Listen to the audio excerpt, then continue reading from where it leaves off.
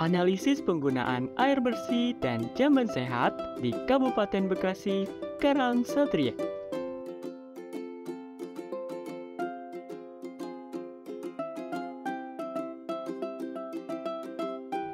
Di Indonesia, persentase rumah tangga yang memiliki akses air minum yang layak baru mencapai 72%.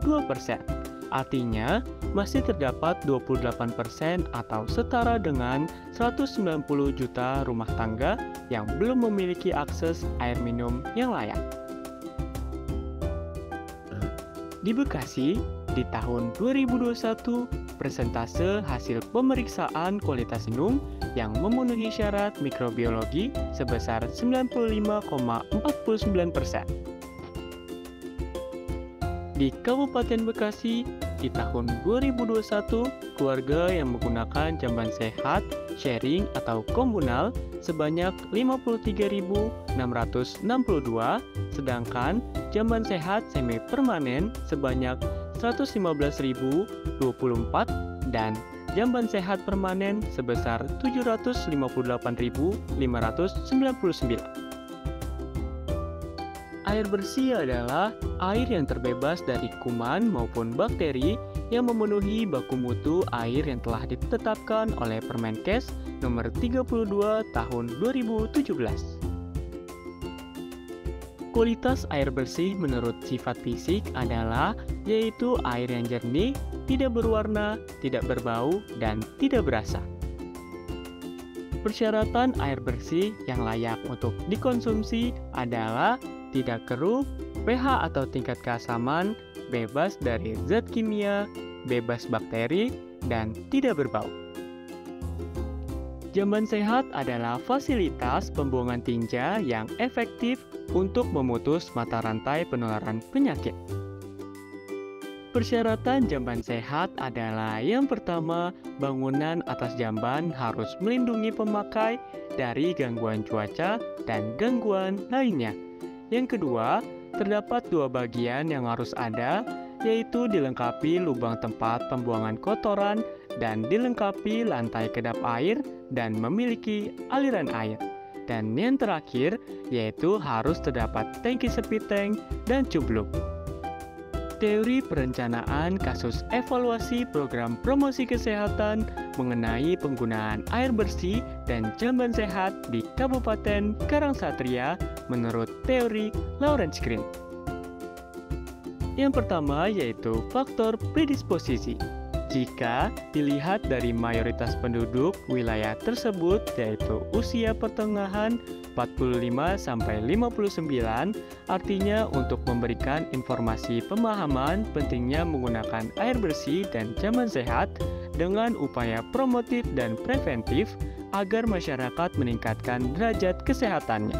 Sebaiknya menggunakan metode dan media yang mudah dipahami, jelas, dan terperinci. Faktor pemungkin dilihat dari wilayahnya dengan beberapa hambatan yang ada di daerah tersebut. Sebagai promotor kesehatan, merencanakan untuk mengatasi dengan mendata rumah warga yang akan difasilitasi dan diberikan bantuan agar adanya akses air bersih dan jamban sehat.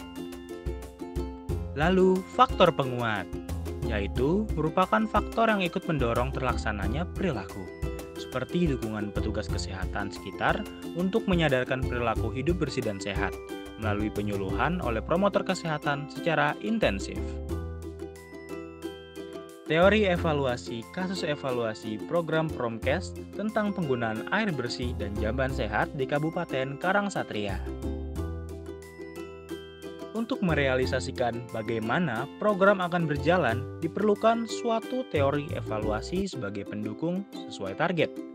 Pada Kabupaten Karang Satria, kami menganalisis dan mengambil data menggunakan BPS Kabupaten Bekasi di wilayah kerja Puskesmas Karang Satria. Dalam pembuatan teori perencanaan program promosi kesehatan yang digunakan adalah model CDC. Tahap pertama, menilai faktor-faktor dalam situasi yang lebih luas yang dapat berdampak pada pelaksanaan program atau kesuksesan akhir dalam penanggulangan sesuai kasus, yakni tentang penggunaan air bersih dan jamban sehat di kabupaten tertinggal dalam analisis kasus tertuang pada lingkup Puskesmas Karangsatria. Tahap kedua.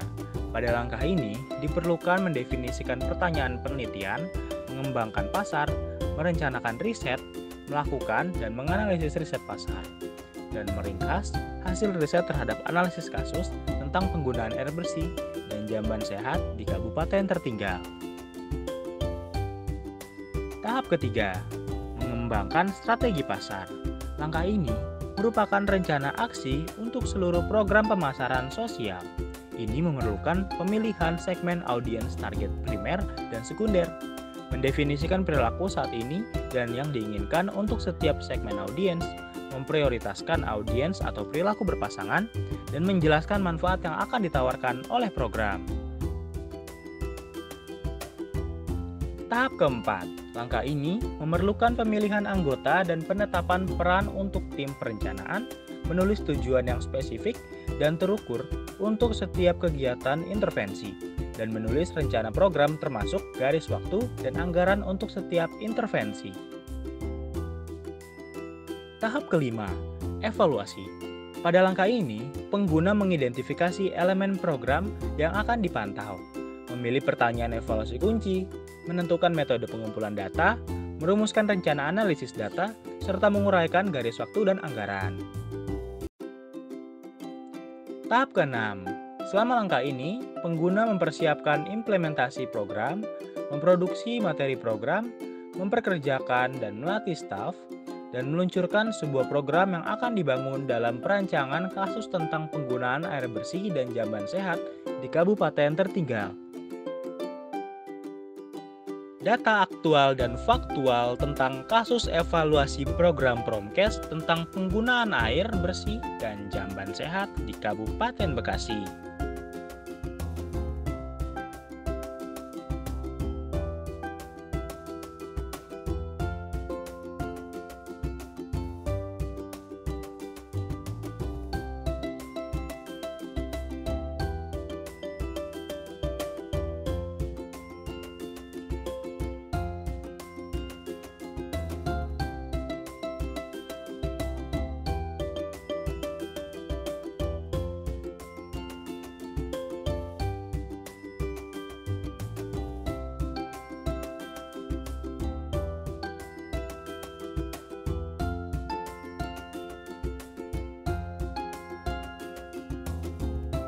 Keadaan kesehatan lingkungan di wilayah Puskesmas Karangsatria.